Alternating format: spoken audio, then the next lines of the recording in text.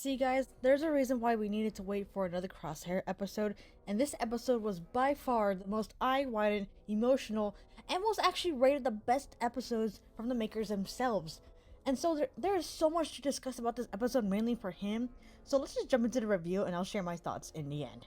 We see ourselves at the headquarters for Crosshair to be waiting for his next mission until he sees some clones that are about to be retiring. Even though it's quite odd to hear that one of them is calling it forced retirement, this is likely the effect from the new legislation Palpatine created from the Truths and Consequences episode. But then Crosshair gets distracted when Lieutenant Nolan confirms his CT number.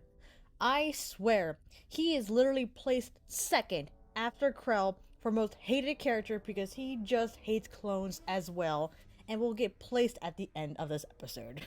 But besides my rage going further from him, he tells Crosshair about their mission on Barton 4 with an Imperial depot being targeted for their cargo from local insurgents. All I want to say is that the moment Nolan calls clones used equipment, that fueled my anger so bad. Yes, I don't like used equipment. That is such... Oh my god! I hate that so bad. They fly and make it to the depot, and we get to see a new clone appearance that happens to be the commander, and his name is Mayday. Nolan asks why the depot is unguarded, and the simple answer Mayday gives is that they are all dead, except for two clones, Hex and Veach. This audacity of Nolan saying that their failure will be dealt with later and he would be in charge.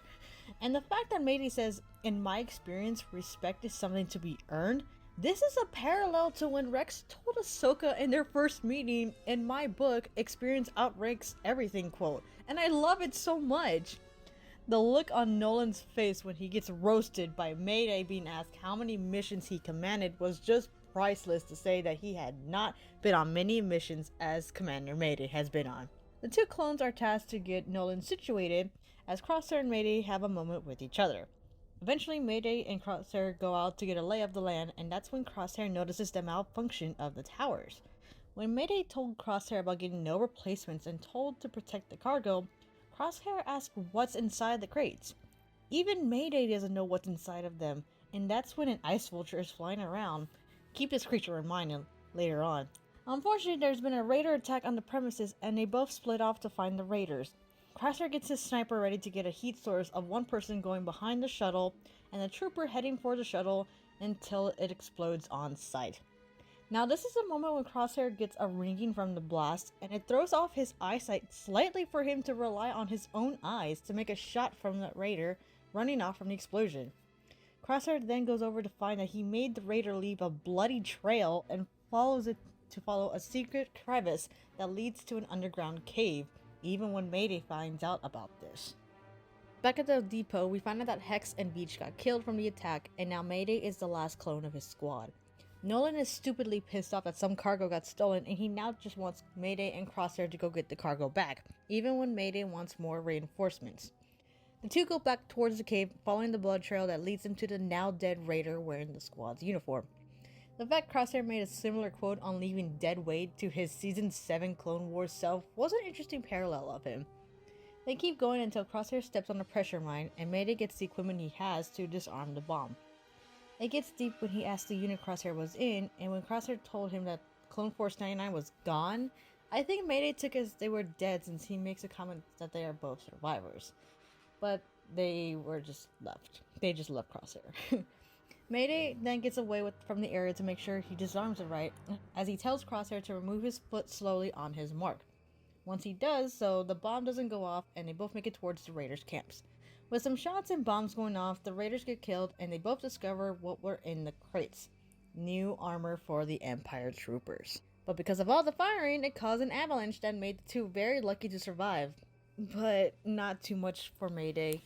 Having to go through a storm and carry Mayday, they both make it to the depot to see that there are now reinforcements! I literally just can't with this lieutenant anymore, guys. He sees them both back as they both collapse to the ground, and he just opens his mouth about how they failed on getting the cargo back. Crosshair is begging for medic for Mayday, and it was about a few seconds that he literally dies on the spot! The freaking bastard then tells Crosshair to get back to work, and this is when we see the vulture back a little closer in the sky. and this was the final breaking point of Crosshair. He calls for the lieutenant one last time for him to get turned around and get what he deserved.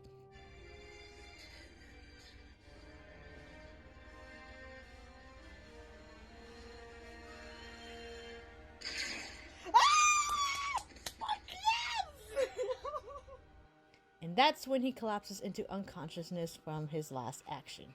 And the last moment with Crosshair is where we see him to be with the same nurse on Tantus, and he gets told that he's being kept for observation until Dr. Hemlock comes to see him, as then he gets injected to fall unconscious again for his survival.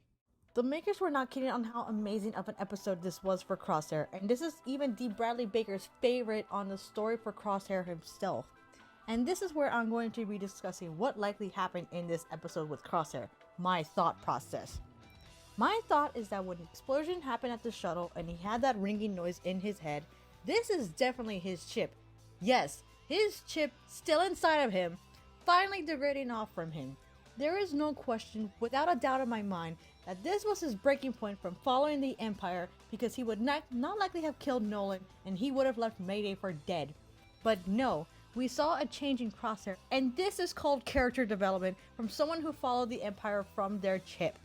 But now that he's under the Doctor's observation, we don't know what's going to happen with Crosshair now. Will they fix the chip inside of his head? Is he going to be another believer clone like the assassin clone? We don't have the answers for these questions, and we are in the final 4 episodes for this season. I really am scared of what's going to happen with Crosshair, and I'm terrified of what's going to happen with the Batch and Sid. My 2 theories are if Crosshair is going to be a believer clone, he will hunt down the Batch and take Omega.